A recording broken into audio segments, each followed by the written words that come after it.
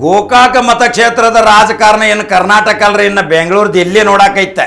ನಾ ಮೊದಲ ಹೇಳಿನಿ, ಆ ರಮೇಶ್ ಜಾರಕಿಹೊಳಿನ ಸೋಲ್ಸಾಕ ಆಗುದಿಲ್ರಿ. ಓ ಯಪ್ಪ ಗುದ್ದಾಡಬೇಡ್ರಿ ಅಂತ ಹೇಳಿ ಯಾಕೆ ಸುಮ್ಮ ಗಾಳಿ ಗುದ್ದಿ ಕೈ ನಿಸ್ಕೋತೀರಿ? ನಿಮ್ಮಷ್ಟಕ್ಕೆ ನೀವೇ ಈಗ ಸೋಲು ಒಪ್ಕೊಂಡ್ಬಿಟ್ಟಂಗಾತು. ನಿಮ್ಮಲ್ಲೇನ ಒಬ್ಬ ಸಾಮರ್ಥ್ಯದ ಒಬ್ಬ ಅಭ್ಯರ್ಥಿ ನಿಮಗೆ ಸಿಗುವಲ್ಲ. ಇನ್ನು ಹೋಗಿ ಲಕ್ಷ್ಮೀ ಅಕ್ಕ ಹೆಬ್ಬಾಳ್ಕರ್ ತಂದು ಇಲ್ಲಿ ನಿಂದಿರ್ಸ್ತನಂತೀರಿ ಅಂದ್ರೆ ಏನು ಪರಿಸ್ಥಿತಿ ಬತ್ರಿಪ್ಪ ನಿಮಗೆ? ನಿಮ್ಮ ಗೋಕಾಕ ತಾಲೂಕಿನಲ್ಲಿ ಯಾರು ಒಬ್ಬ ಅಭ್ಯರ್ಥಿ ಸಿಗವಾರ್ರಿ?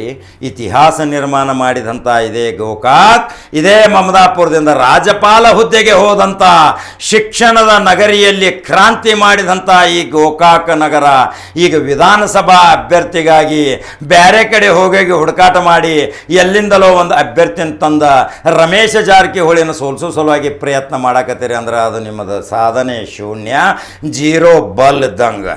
ರಮೇಶ್ ಜಾರಕಿಹೊಳಿ ಹೈಮಾಸ್ಕ್ ಬಲ್ ಇದ್ದಂಗೆ ಪಟ್ನ ಬೆಳಕು ಹೊಡೆದ್ರೆ ನೊಣ ಅಲ್ಲ ಗುಂಗಾಡ ಸಹಿತ ಕಾಣ್ತಾವು. ಅಂಥ ಹೈಮಾಸ್ಕ್ ಬಲ್ ಜೊತೆ ನಿಮ್ಮದು ಜೀರೋ ಬಲ್ ಎಲ್ಲಿ ಹತ್ತಬೇಕ್ರಿ? ಹಾಗಾದ್ರೆ ನಿಮ್ಮಲ್ಲಿ ಯಾವುದು ಸಾಮರ್ಥ್ಯ ಇಲ್ಲ. ನಿಜವಾಗಿ ನೀವು ಸೋಲು ಒಪ್ಕೊಂಡ್ಬಿಟ್ರಿ, ನಮ್ಮ ಕೈಲಿ ಆಗೋದಿಲ್ಲ. ಇನ್ನು ಲಕ್ಷ್ಮೀ ಹೆಬ್ಬಾಳ್ಕರನ್ನು ತರ್ಬೇಕಂತೇಳಿ ವಿಚಾರ ಮಾಡಕತ್ತೀರಿ.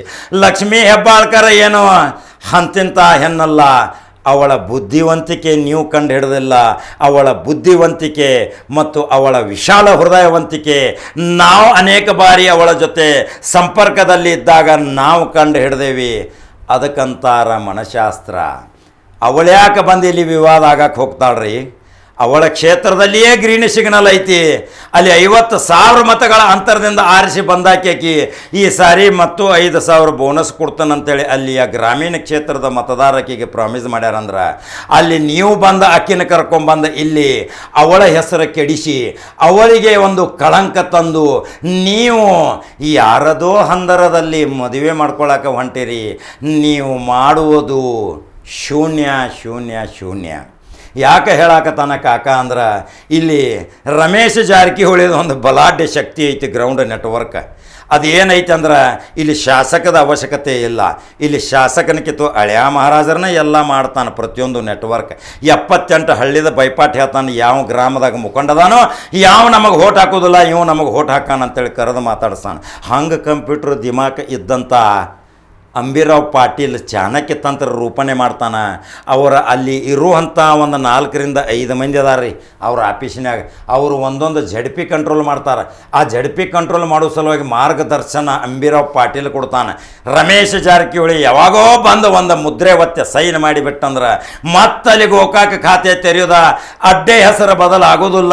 ಏನೋ ನೀವು ಪ್ರಯತ್ನ ಪಟ್ಟರು, ಜಾರಕಿಹೊಳಿ ಮನೆತನದ 3 ಕ್ಷೇತ್ರ ಸೋಲಂಗಿಲ್ಲ ಅಂತೇಳಿ ಹೇಳಿದ್ದೀನಿ. ಬರೆದಿಟ್ಕೋರಿ. ಯಾವ ರಣತಂತ್ರ ಯಾವ ಅಸ್ತ್ರಗಳನ್ನು ಉಪಯೋಗ ಮಾಡಿದರೂ ಸಹಿತ ಈ ಜಾರಕಿಹೊಳಿ ಮನೆತನದಲ್ಲಿ ಒಂದು ಬ್ರಹ್ಮಾಸ್ತ್ರ ಐತಿ ಅಂತ ತಿಳ್ಕೋರಿ. ಇದೇ ಇವತ್ತಿನ ವಿಶೇಷ ಸ್ಟೋರಿ. ಲಕ್ಷ್ಮೀ ಹೆಬ್ಬಾಳ್ಕರನ ಅವರ ರಾಜಕಾರಣಕ್ಕೆ ಮತ್ತು ಅವರ ರಾಜಕೀಯ ಬೆಳವಣಿಗೆಗೆ ಅವರನ್ನು ಬಲಿಪಶು ಮಾಡಕ್ಕೆ ಹೋಗಬೇಡ್ರಿ. ಅವರಿಗೆ ತಪ್ಪು ಕಲ್ಪನೆ ತುಂಬಿ ಅವರ ತಲೆಯಲ್ಲಿ ವಿಷ ಬೀಜ ಬಿತ್ತಾಕ ಹೋಗಬೇಡ್ರಿ. ಲಕ್ಷ್ಮೀ ಅಕ್ಕ ಅವಳೇನು ಅಷ್ಟು ಅಪ್ರಬುದ್ಧತೆ ರಾಜಕಾರಣಿ ಅಲ್ಲ, ಪ್ರಬುದ್ಧತೆ ಹೊಂದಿ ಮುಖ್ಯಮಂತ್ರಿ ರೇಷನಾಗಿ ಇರುವಂಥ ರಾಜಕಾರಣಿ. ನೀವು ಹೇಳಿದ ಮೇಲೆ ತಟಕನ ಬಂದು ಇಲ್ಲಿ ಬಂದು ಗೋಕಾಕ ನಿಂದಿರ್ತಾಳಂದ್ರೇನ? ಅಕ್ಕ ನಿಂದ್ರಂಗಿಲ್ಲ, ರಮೇಶ್ ಜಾರಕಿಹೊಳಿ ಸೋಲಂಗಿಲ್ಲ. ಇದೇ ಇವತ್ತಿನ ವಿಶೇಷ ಸ್ಟೋರಿ. ಬರ್ಕೋರಿ. ನಂಬರ್ 1 ಚಾನಲ್ ಲೈಕ್ ಮಾಡಿರಿ, ಶೇರ್ ಮಾಡಿರಿ, ಫಾಲೋ ಮಾಡಿರಿ. ಕಾಕ ಮತ್ತು ಕಡಕ ಸುದ್ದಿ ಹಂಗೆ ಬೇರೆ ಜಿಲ್ಲೆ ಕ್ಷೇತ್ರಕ್ಕೆ ಹೋಗುತ್ತಾನ. ನಮಸ್ಕಾರ.